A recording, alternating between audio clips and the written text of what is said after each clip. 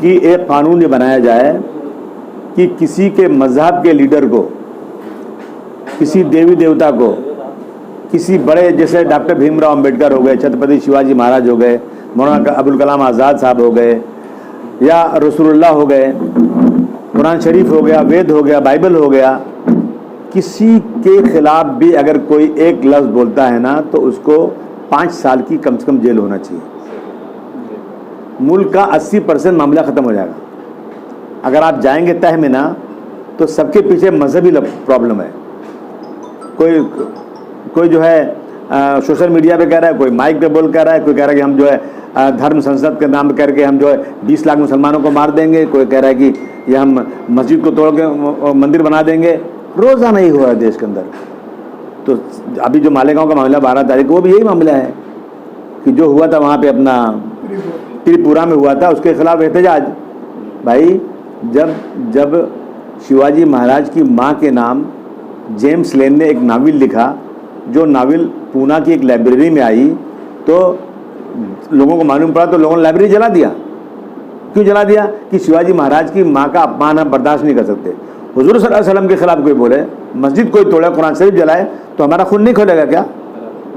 मैं समझता हूँ कि एहतजाज जो हुआ था कोई गलत नहीं हुआ था, लेकिन उस एहतजाज में जो बदतमीजी किया पुलिस वालों लोगों ने, उस अगर इंसाफ मेरी सरकार में होता तो उसकी इंक्वायरी करके उन पुलिस वालों को सस्पेंड करना चाहिए।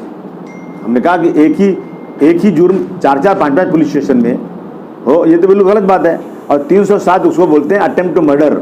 अगर आदमी के कमर के ऊपर चोट लगी है, आदमी को लगता है कि उससे मर सकता है आदमी, तो उसको 307 लगती है। यहाँ तो ऐसा मुसलमानों को इतना आसान चारा समझ लिया है कि जिसको चाह लगा दिया 307। मैं इसकी पूरी की पूरी सरकार की निंदा करता हूँ और मांग करता हूँ बार बार कि 12 नवंबर के लोगों को तुरंत छोड़ना चाहिए और इंसाफ इनको मिलना चाहिए।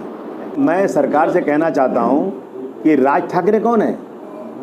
राज ठाकरे खुलेआम कहता है कि मस्जिदों के लाउड स्पीकर अगर नहीं उतरे तो मैं वहाँ जाकर हनुमान चालीसा पढ़ूंगा।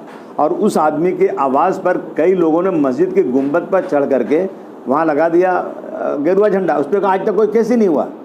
और इमाम काउंसिल के लोग, अगरचे जो इस मुल्क में बिल्कुल गलत हो रहा है, बनारस की वो मस्जिद ज्ञान वापी मस्जिद, जब इस मुल्क का कानून ये बन गया कि 91 में कि जितनी भी मस्जिदें इबादत गाहें किसी मज़हब की होंगी, उसमें 1947 का ही चलेगा। जिस पोजीशन में 1947 में थी वैसी ही रहेगी। उसमें कोई भी मदाखलत, कोई भी इस पर इंटरफेरेंस नहीं कर सकता, सिवाय एक बाबरी मस्जिद या राम मंदिर जो बोले आप उसको, उसमें।